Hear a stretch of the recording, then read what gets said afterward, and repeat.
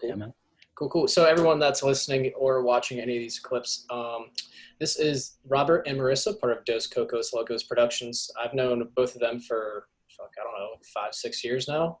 It's been a while. Good people. They run their own company. They do photo, video work. They do everything from events to big group gatherings, like pop-up shops and stuff. It's really cool. They're in the Tampa area. Are you in Tampa? You're not in St. Pete, right? More Tampa? No, yeah, definitely Tampa. Definitely Tampa. We like it.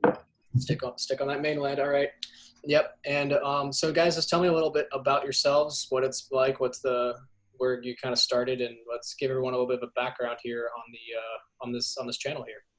All right. You want to go for it? Sure. So Dos Cocos Locos is the two crazy coconuts in Spanish. So we had an interesting start into our entrepreneurial journey. We started by selling coconuts at the beach down in Fort Myers. That was an interesting time. We literally had coconut trees outside of our house. We chopped them down and had a cart and literally sold coconuts. Chop the tree down? Chop the coconuts down. Sounds very anti-money making to me. Yeah. But it was a great time. And that's kind of how we got started. We sold coconuts at the beach. It was an interesting start. Yeah, so I guess that's like the start of like the entrepreneurial journey, because we just kind of realized that money actually does grow on trees. And at the time we were both working like college jobs, so I was making like $10 an hour. I think Marissa was making like $11 an hour. Mm-hmm. And we were selling each coconut for like $7 a pop, 2 for 12 or 3 for 15. Mm-hmm. So if we sold 3 coconuts like in one small group, we were able to make just as much money as we would make in like 1 hour of working. So, Yeah. It was a good time. It was a whole experience. We had a Mhm. cart. We had the Moana soundtrack playing in the background. We gave all of our customers, a free flower lay with every coconut. So you had the experience. Yeah. Oh yeah. And like even like the copy too, like organic fresh coconut water, because it was literally from the tree. So I like everything that we learned from that business literally translates to like what we do now, because we're like, yo, we just need to do like marketing, like advertising, I guess, just like interacting with people, your brand. Yeah. Mm-hmm. And how to create an experience. Yeah. And so how the fuck do you go from selling coconuts to doing everything you do now? That's what that always has amazed me. Like, what made you want to do that? You say entrepreneurial journey, and I know you figured not most of it out, but it seems like you're on a pretty good track. Like, what transitioned you to where you are now? Like, in this creative field, creative space? Yeah, so I actually was like a high school science teacher for a year. I was teaching 9th grade, and Marissa's working a job also where she like outfitted like emergency vehicles, like a totally random job off of Craigslist. And we both just like strongly realized that we were in a place where people were literally just going to work, coming home, eating food, like making food, watching Netflix, going to sleep. And it sucked. And we were living that life too. So we're like, yo, there has to be more to life than this. And we were just like, we kind of like had like a midlife crisis, like right at the very beginning of like fucking 22 years old. Yeah, I know. Literally having a midlife crisis. We're like, is this it? Is this it? Am I doing this right? Yeah. So we're like, dang. And then at the time we started listening to really cool people like Gary Vee and other like, and just like reading books. Like one of the books that really like wrecked us in the best way was Rich Dad Poor Dad by Robert Kiyosaki. And it was just, it's basically his life. Like his dad was the poor dad who had all of his education and then was still just kind of paying each bill by the month, making ends meet, but not really like striving, just kind of surviving. And then his rich dad was his neighbor's and his best friend's dad, who only had like an 8th grade education and was like a multimillionaire and owned a bunch of businesses. And so he kind of pulled from both of that. And we're like, interesting. Now that we are educating ourselves, what else are we doing? Like, why is this it? So at my job, how we kind of made the shift from coconuts to cameras is I used to work for a company that built cop cars, fire trucks, and ambulances. And one of my positions was to take photos of the finished vehicles and show other agencies. And I used to just take them on my phone. I'd like take little video clips, and it was like way cooler than like what they had been doing. So I was pretty proud about it. And You're like, this is way better than it's answering phone calls. Like exactly. bullshit. Yeah. I was like, I got this, guys. I got this. And one of my coworkers had like a DSLR. He had like a Canon Rebel, and it's like the early like introductory levels to like a DSLR for Canon. And he's like, why don't you try using this for the cars? And I was like, all right, I'll give it a shot. Because I always like kind of wanted a cool camera like that, but like I didn't know how to like turn one on or like do anything with it. And so I started using that, and I was like, this is awesome. Like, this is legit.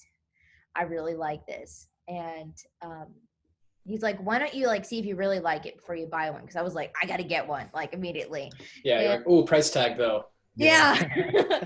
And so he actually let me borrow his camera and his whole camera bag for like a month, which was wild. A lot of trust. A lot of trust. That's a friend. Yeah. And so I brought it home, and I was like, look what I got. I got like this really cool camera, and I just have to get it back before Christmas. Like, it's great. Yeah. And so I showed Robert some of the photos that I had taken, and literally the next day he went out and bought his camera. Yeah, I'm like, yo, this is like so cool. I gotta check this out too. Because at the time too, I was doing like videos for my students. Like I would record them on the lab, like doing the labs. And then the YouTube video. The next day I would show them the video. It kind of tricked them into learning too. That way, they're like, oh, I need to make sure I look good for the YouTube video. So I'm like, okay, this is cool. And then like the principal ended up seeing it, and she's like, hey, I want you to teach the after school program on Premiere Pro. At the time, I never heard the word Premiere Pro ever. I was using iMovie on my like phone, and I'm like, yo, like, okay, yeah, I'll do it. But like, I'll teach something I don't know anything about. Yeah, exactly. I'm like, I'm interested anyway. And like, so in a weird way, I was able to both get paid to teach and learn how to use Premiere Pro. So I'm like, yo, this is crazy. And like, even though it was like only 1 hour after school, that was like, for me, my favorite part of the teaching day, because I was able to actually do something that wasn't related to just like spilling out just like whatever they wanted to spill out during like the school day. So yeah, like that, like I think that kind of led to like a creative storm on our side, where we would go to work, but we actually had something to look forward to when we like clocked out. Because we would clock out of like regular work, and then we would clock into like our creative work. Yeah. Yeah.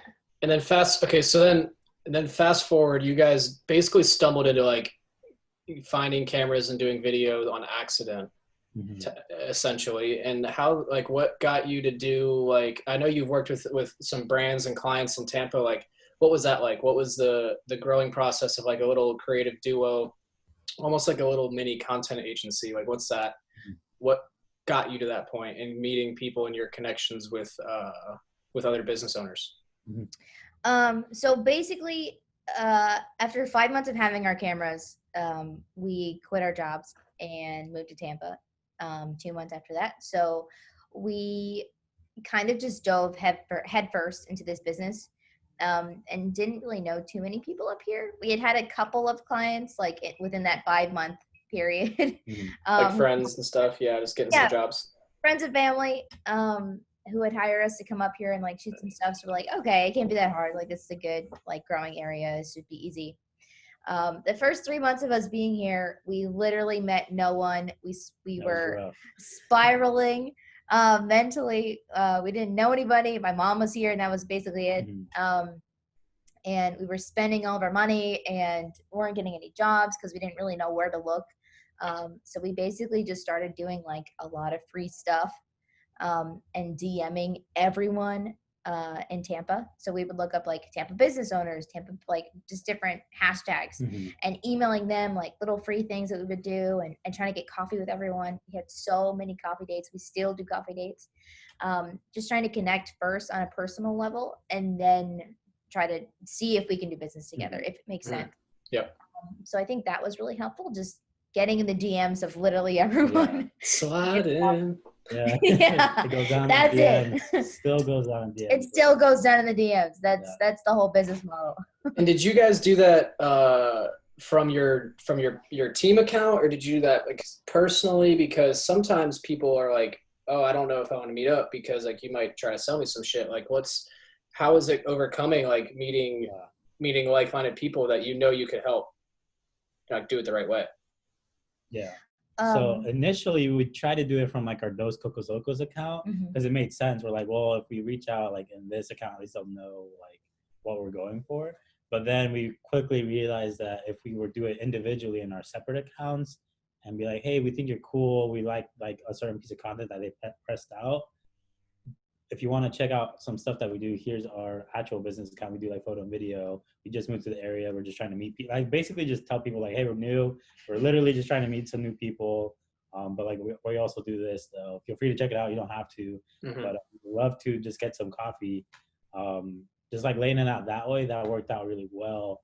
And then like little by little, we figured out like the more specific we could be, the better. Like, hey, like we would do that whole spiel, but then be like, if you're free on Monday at 2:00 to meet at this location for coffee, let us know. So then we put it in a position where they didn't have to really check too hard. They could just check their calendar real quick.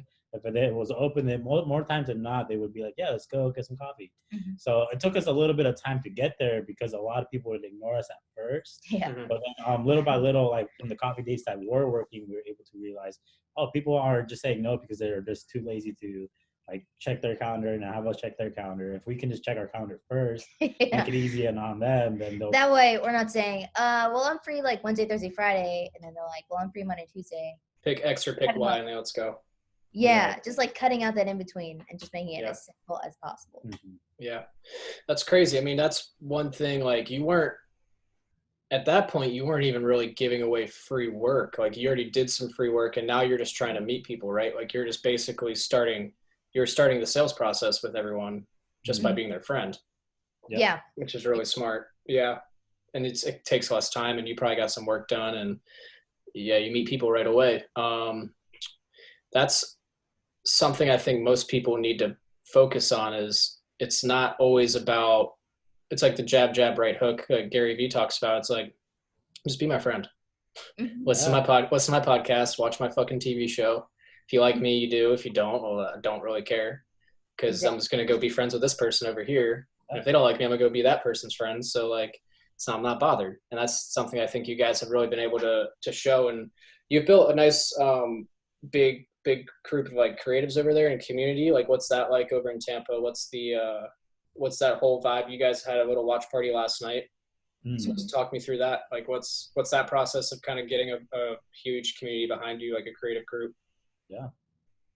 I think early on we kind of realized that we would go to shoot sometimes and there would be other photographers and videographers there. And for some reason we kind of like just through the different jobs that we did, there would be some photographers, videographers that would be super friendly and we were like be able to open up and talk with them too, which was really cool. Kind of like share and listen to why they love doing what they're doing. And there would be other photographers that would be more like, not like stuck up, but like more like they basically didn't want to talk too much basically because they kind of saw us either as a threat or they just thought that they were like way ahead of the game, that they didn't need to even talk to us, which is totally fine because we didn't really know what we're doing. So like we know we don't really know what we're doing. You guys know more than me, you might, I don't know. Yeah. So early on we realized that there should be like there's plenty of jobs out there for all creatives, and there still is, even like after this quarantine time. Because there's people that like working with other people, and there shouldn't be like a competitive mindset. So that's where our catchphrase, like community over competition, I don't know if you can see it, but it's like right there. That kind of catchphrase kind of came to the surface out of all of this stuff, because we're like, all right, if we can just push community over competition, like literally, like, then it opens a door for people to be vulnerable with each other and just kind of share their struggles. And I think that's another thing too. We would literally share our people's struggles, like our struggles with people, because we would be like, hey, we really don't know what we're doing, but this is what we've tried in the past, and this is what's worked. And there would be other people that would share like what has worked with them, with us, and it helped expedite the process of like just building. So I think that's what really helped us like build a community here in Tampa, because we would just be like, just be transparent with people, bro. Like, yeah. But I think also like here in Tampa, there already was like a massive creative community. That's true too. Like we attended a bunch of events when we first moved here, just to get to know some more people. So things were already happening. I think it was cool that we were able to kind of like infiltrate that a little bit, and then meet all of those people and then be able to have a platform where everyone can come together. Yeah. So I think that was kind of the goal. Like we literally just went on coffee dates with everyone in the creative community in Tampa, and then just got to know everyone individually, and then just kind of made some spaces where we could all just get together. Yeah. So I think there's definitely like groups of people in any place that do what you do, and it's just about meeting those people and then creating a space for that everyone can get together. Mm-hmm. Yeah, it makes sense. And this is what the podcast is really going to start moving towards. And I want to start picking your guys' brains a little bit. Robert, you talked about COVID, and a lot of events and everything are shut down. And you guys, I know your workload kind of got cut a little bit. Mm-hmm. But one thing that I've seen you guys do, which is really good, is content that you can make that's not an event. Like you guys are really fucking good at doing graphics, sketches, and GIFs. Like what made you like, it seems like you guys do everything, and I don't get it. Like what like I love it. I think it's awesome because it's, you guys have the capacity to do it, and it's two of you. Like I can't do everything, but like what made you get in that other dimension of like, I'm gonna do your still animation, I'm gonna do your graphic, I'm gonna do your motion, I'm gonna do your GIF? Like what, like what's up? Like what made you peel back that layer too? I think it was a lot of trial and error. We were both biology majors in college, and like we were both going to be doctors when we met each other. This is a whole new world for us, and I think that we have just been testing out a lot of different things. So we do a lot of different mediums, but I think it's really just because we're just trying to see what we ultimately would like to pursue further. Mm-hmm. Yeah. So photo and video is definitely like up there, but graphics is something that I've always found interest in. And then with the GIFs, I kind of just heard about them, and I heard that you can like get your own. And so I looked into it like 2 years ago, and then just last year figured out, oh, it's really just one button that I missed that made them searchable. Mm-hmm. So we were really just doing it for ourselves. And then people saw them and liked them, so people started reaching out, and now we make them for their companies. And you're getting like millions of people using your GIFs, right? Like hundreds of thousands into the millions. Like how are you getting so many people to view them? Like what's the sauce? What's the sauce? The sauce is keywords. Yes. So the GIFs have now really just become another search engine. So when you're on Instagram, when you're on social platforms, Instagram, Snapchat, TikTok, Facebook Messenger, even iMessaging now, you can search them. So it's basically just another search engine. So it's connecting keywords that make sense to the GIFs that you're putting up there, and then keywords that people are looking for. So we were one of the first ones to make an Ebor GIF. Yeah, she was the first person to make an Ebor GIF, which is pretty dope. Like there weren't any like the town, like the little bit in Tampa where people get fucked up, right? Exactly. Basically, yeah. Yeah. Okay, I've been there. I know where Ebor is. Yeah. I've been there once or twice, I think. You probably have. That's a good tip. But there were no Ebor GIFs, and it's like an historical landmark in Tampa, and there was none. So being able to do that was pretty cool. So it's really just about finding what's not yet out there. I mean, now there's a whole bunch of people have jumped on the bandwagon and like flooded that and a lot of other keywords, but it's really just about finding what you would want to use and what's not already out there. And to us, it's almost as it's now become a digital asset for us. Because now when we respond with people in the DMs on Instagram, we can now send like a little GIF of either Marissa or me, like giving like a wave, like, I can't wait to grab coffee with you. And then there's like a little GIF of literally her doing this. And we're like, yo, this is like a digital asset that's already like in the actual app. I don't like that. Yeah. Exactly. So it just makes it more memorable. It's like a more epic signature. Yeah. It's your face. Because I usually send like Elmo GIFs, but if it was one of me, it'd probably be better. Exactly. There we go. Bro. So, Elmo. Okay. It's been pretty wild, and we definitely see like some like more stuff happening with GIFs, just because Facebook just bought Giphy, which is like the platform where all GIFs are housed for like $400 million. Yeah. Which is crazy. So we're already starting to see some like changes within like the GIF app and like the GIFs that are being presented on Instagram. They're already starting to limit the amount of GIFs that show up per search, which is interesting. And So like they're ranked. Yeah, they're definitely going to be ranked, and then we definitely see it a possibility of GIFs being tappable. So if you put a GIF on your Instagram story, someone can tap it and it'll probably take you to your page. So if you do not have GIFs yet, you need GIFs. Get GIFs. Like now. Get in early, yeah. Crazy. It's about to get crazy because whenever Facebook buys something, it gets crazy. They fucking rip it apart. Yeah. Okay, and what like I'm kind of back and forth on using them on my stories and stuff because like you can use them as stickers. So like is there an actual use for that on your story? Does Instagram or anyone use that in the algorithm? Have you seen like would it help someone get more reach on their stories or something like that, like more engagement? There hasn't been enough data on it, honestly, but the stickers draw more attention. So if you have a stagnant image, but then you have one little thing flickering in the corner, it grabs your attention.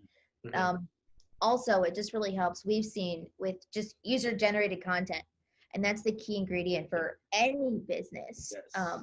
That's B2C. So, or if you or if you're hosting your own events, definitely super powerful. Because at one of our pop-ups, we literally made a GIF specifically for that pop-up, and everybody would take a photo and they're like, oh, they have GIFs, like search them up. So you're getting your followers, your audience to get used to searching up and using your GIFs. So like, well, when you search up, just search up those Cocos Locos. They have their own GIFs. And then they already know your name. And then that's how you continue to. You literally need to continue to market your GIFs continuously. And because it's a new search engine, if you're not searchable on there, you're messing up. Like there are some companies that we've seen that have like half of their name is searchable on that platform, but it's not their brand that's showing up. So if someone else like were to put up those Cocos Locos GIFs and it's not us, that'd be a problem. So you got to make sure that like whatever your brand is, you're filling it with what you want people to use.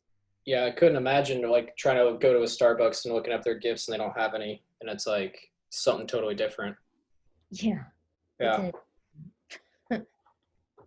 All right. So brand identity, being able to get your stuff probably clickable. It's bought by Facebook. Okay. And what like why would I want to do it besides that? Like what if I was walking up to you and I'm like, hey, I want to hire you to help me with my brand, why would the first or second thing you tell me be like, you need to get some fucking GIFs besides that? Because GIFs are on stories, and stories right now are what people are looking at. Instagram has become the leading platform behind TikTok now, but actually GIFs are available on TikTok too. So they kind of reach all the platforms, but stories versus post are what's seen by people. And you want to be where the eyeballs are. So why not have your brand, your logo, your identity on where all the eyeballs are? Yeah. Like literally the way we see Instagram stories and just like any piece of content now is like billboards, like on the highway.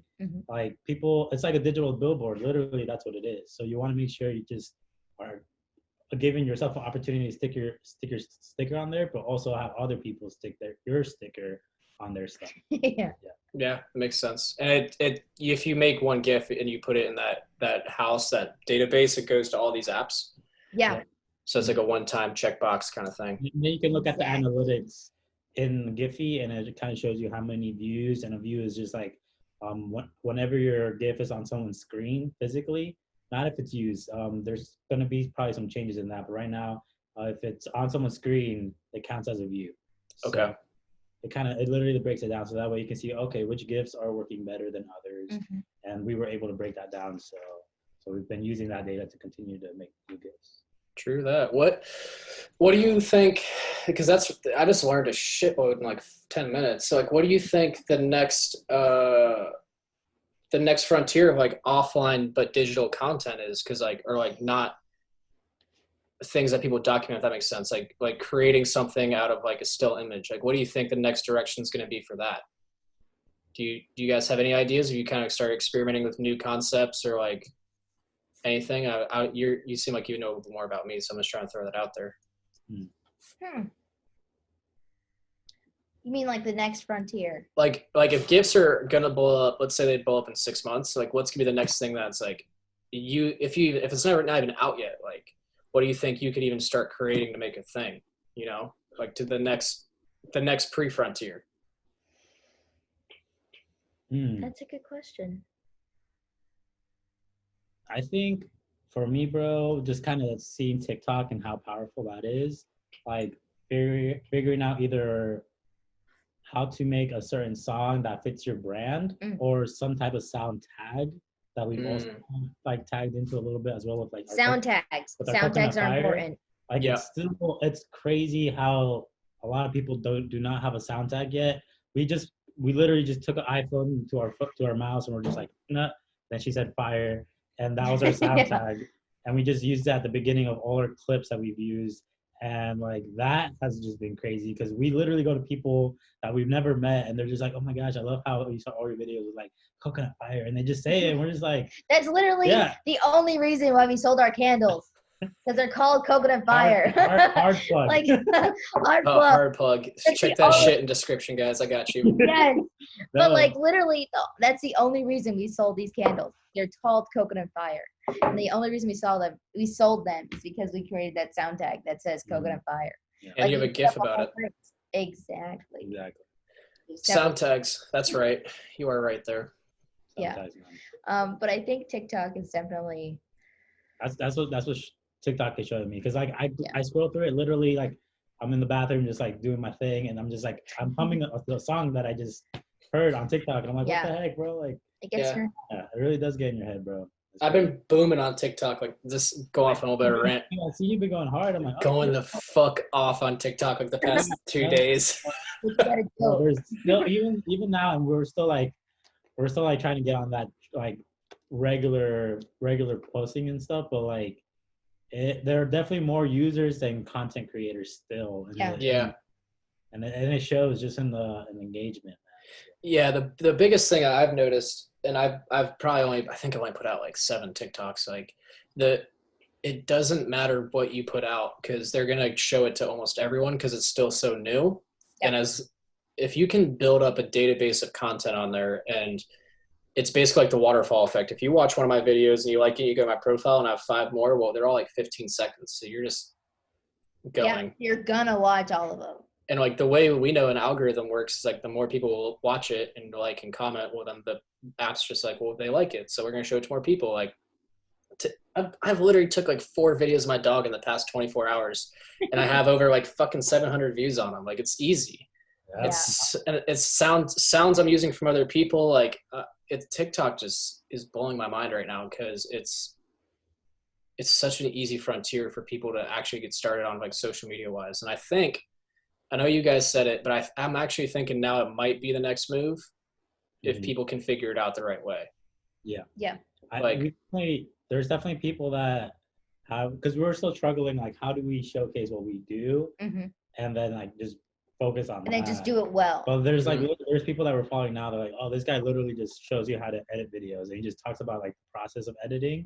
And like I've seen him now a couple of times just scrolling through. I'm like, oh, this is the same guy. Like, and it's just they're just showing you what to do. And I think for creatives, it's really important to understand the power of like competitive analysis. When we first started, we didn't like the term like copying or stealing because we had like a negative association with it. But like, literally just using what is working for others and then incorporate it into your workflow and then making it your own, like that's totally okay. And realizing that it's totally okay has changed a lot for us as well. Yeah, that's there was an event I was shooting almost this time last year, and we had a speaker there. His name is Mike Macau. It's if you guys haven't heard of him, amazing writer. He's like amazing business books. I say grab some. Profit First is really good, and he's put a new one out called Fix This Next. It's basically like how to solve your problems. But he described it as R&D, and it's called Rip Off and Duplicate. Rip off. Like rip off and duplicate. If you did it, I'm gonna do it better. Like. It's called market research. Like if you can, that's literally all I've been doing on TikTok is I find hashtags that work. I find sounds that people like, and I put my dog in it. Yep. Yeah, that's it. Like, that's the whole game. And then once I I can figure that out, and I have people that are like actually on my page. Well, then that's when the photo video content's going to come out. That's when the podcast is going to go on there. Like once I understand how people are moving on the app, and it's just from watching other people, and like if this fucking girl that's shaking her butt in the mirror can get 50,000 people following her, Then you can get 50,000 by shaking your butt too. I can at least get to 5,000. Like 5,000 can't be that fucking hard. Like she's not providing any value over here, and I think I can do a lot better than her. So it's not gonna be too hard, I think, and it's just R&D. Like, okay, what I'm gonna use your exact same hashtags, I'm gonna use the exact same sound, and I'm gonna make the exact same length video. Let's see what happens. Yep. That's the name of the game, man. We read a book that's similar. It's called Steal Like an Artist. Definitely recommend it. So good. Just So because it has good. pictures in it, we like pictures. Yeah. Okay. About it. Can I color them in or what? I mean, they are black and white, so probably. You do you. All right. I'm gonna get on that. Steal Like an Artist. That'll be the next one I buy, for sure. Okay. Trying to think, because there's so much shit that I want to talk to you guys about besides GIFs. And I think the only other thing I really want to run you through is like, what's it like managing over 100 people at an event? Like, what's it like putting on your own event? And what was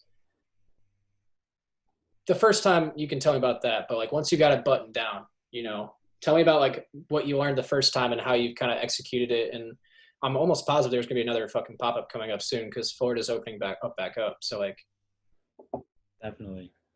So the first pop-up that we did, so basically the pop-ups, we invite photographers, models, videographers to come out, and we bring on a clothing brand and like a really dope venue.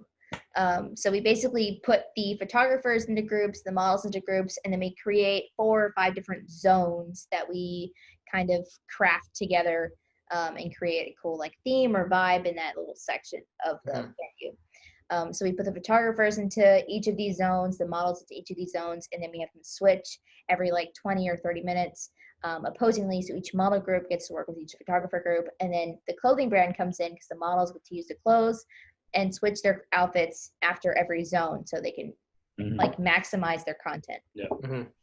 Okay. So basically the first one that we did, it was completely by accident. We just saw a really dope building and we're like, we should do a photo shoot here. And we did one with like one of our friends at like 6 a.m. the next day that we saw the building. And we're like, interesting. If we can get one person out, I wonder if we can get more people to come out. Yeah. So we made a flyer. We found a clothing company. We shot a promo. Yeah. Like 5 days before. This is the shit that was in the alley, right? Yeah. Yes. Okay. We got the Eventbrite set up. We did basically everything within 5 days. And then that's when we realized kind of like the power of like text message marketing. Like we didn't have a word for it until Gary Vee put a word to it. Yeah. But literally we basically text the Instagram story promo to everybody and then asked them to post it on their story. So we basically took over the Instagram story for like that day. And then literally when the time came for people to come to our pop-up events, we would ask them the question, like, how did you hear about it? And they're like, I saw it on someone's Instagram story. We're like, oh snap, we're onto something. Yeah. So we basically figured out that system. But like for the first one, like managing the people that came out, we were The first one we had, yeah, we were expecting like 15, 20 because it was Sunday morning at 7 o'clock in the morning. So it was gonna be super early, a random day. So we're like, there's probably not gonna be that many. We had like 50 people show up. We're like, whoa, this is kind of crazy. Yeah, we were expecting like 15. So that was. You got like 50 on the first one. That's good. Yeah, that was interesting.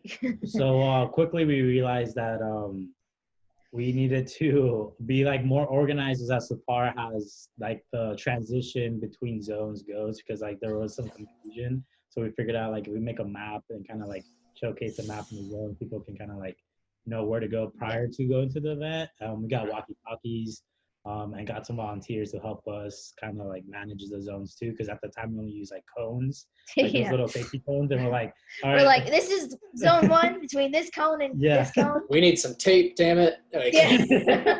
So getting like actual people there was cool. And then we figured out like people get hungry, so we brought food out too. And then we got some vendors. So at like the second one, we had PBR sponsor, we had free beer and free coffee beer. And then we had someone selling food. So it just kind of. And then someone was able to like handle the check-in process. So like literally like volunteers. Yeah, these are all volunteers and friends that kind of like helped us set everything up. Yep. So basically, we figured out like the main people that we needed per event, because the first one was just us two basically. So like literally, if you want to scale, you need people on your team, because there's no way that you can do it by yourself. Yeah. But yeah, just kind of like realizing like your own personal, because we're both hardcore introverts. So after our pop-ups, we're like super tired. Yeah. But then after the event, like knowing that you have 24 hours basically, but we give ourselves like 5 hours to do like a recap video of the actual event. Yeah. So people can kind of see that, and then like the people that miss it want to come to the next one basically. So basically just creating hype over something that you really like care about. Hype beforehand, hype during. You tell people to like post about it, share it on their stories, use the GIFs that we made about the pop-ups. There you go, banging. Exactly. To push them to go on their stories and use it. So then there's hype before the event, hype during the event, and then after the event with the recap video. And how many have you done? 3? 4. When the fuck's 5 happening? Not sure, bro. Not sure. A lot of people keep on DMing us that question. We're like, we don't know yet. Yeah, it was supposed to have it in April, and then pandemic. Yeah. Yeah. So we're just giving it more time, honestly, because we know that when we do host our pup is like. She's playing with a water bottle right now. Yeah, she's crazy. Yeah. Oh yeah, you've seen that before. But Akita, come down. But yeah, we know now that people really are craving like live events, especially after this Corona thing. So like we're expecting like a lot of people to want to come out. So we just want to make sure we can hold, like have the bandwidth ready for the amount of people that do want to show up and be part of it. So yeah, and like next month or so, I want to say. And you have about 100 people show up. The last couple, 150. Yeah. 50, yeah. Okay, and how many of them are people that are making content, like photographers and videographers? It's a pretty good, like half and half usually. So we usually have about like half of our models and about half of them are photo or video, which is really good and kind of happens by accident. There was one time where we had, I think our third pop-up, we had more models than photographers, but then people were just trickling in, so then we ended up having a good balance. But it's usually pretty even. But all these people are, I mean, they're shooting either the model or photographer, and they're posting the clothing brand, and they're tagging them and all that, right? Exactly. So what's cool about it is right after the event, literally like an hour or two after we clean everything up, we sent out a massive email that mentions all of our sponsors, like the venue, the food, the beer, the hashtags, all the hashtags to use, and we ask you to please use all of those, and then we also create like a massive Google Drive folder with folders in them for each of the photographers and videographers that signed up, and so they're asked to dump all their stuff in there, so then everyone makes sure everybody's tagged. And generally everyone's pretty good about tagging and at the end of the day, just creating the systems, bro. Like this is what we need to do first. Systems. I love to hear it. Systems and processes. Get them down. Love to hear it. That's crazy, bro. But that's really it. It's been fun. Our last we had a little over 150. And so now we're just trying to find another venue that's like bigger and badder and can fit everybody. And if anyone that owns their own, has a venue that that they can shoot at, or has a clothing brand, and you're listening to this, if you want 150 fucking people getting your stuff and putting it on the internet for free marketing, contact these guys. Like, it's not that hard. If you want some free gifts, contact these guys. Like, not free gifts, but you want gifts, like, I ain't gonna do it for free because they didn't pay their own fucking bills, but like, come on, like, these guys know what they're doing. Like, they're on it. I've never could fucking even imagine getting 150 people in one room to shoot. Never would ever even try it. Honestly, I'd try a lot of shit, and that's not one of them. Like, that's 100. It's not something I want to put my time into. And you guys kind of figured out a way to do it, and you've had the whole process from 2 years ago, and you've really done that. You've done the back end work, and that's something that I think there's a lot of value in, especially now people coming out of the pandemic. Like, people are gonna want to be together, like you said. They're gonna want the event, and brands need money. Like, if you want to keep your business going and you want to sell some shit, come on, like, this is the time to do it. Like, next pop-up for these guys, or next pop-up number 15 or 200, whenever it is, whenever you listen to this, like, that's the time to do it. That's wild. Imagine if you're about to do 5, when you're at 10, how many people will be there? Let's be casual and say 250. And 6 more events, you have 100 more people. Okay. Also, in 4 events, you had 150. So in 6, who knows what the fuck's going to happen? Yeah. So, like, if you're just jump on it. Clothing brands, come on. Let's get in this. Yeah. I think people just forget, like, even like when it comes to followers, they're like, oh, I only have like 150, 200 followers, whatever it is.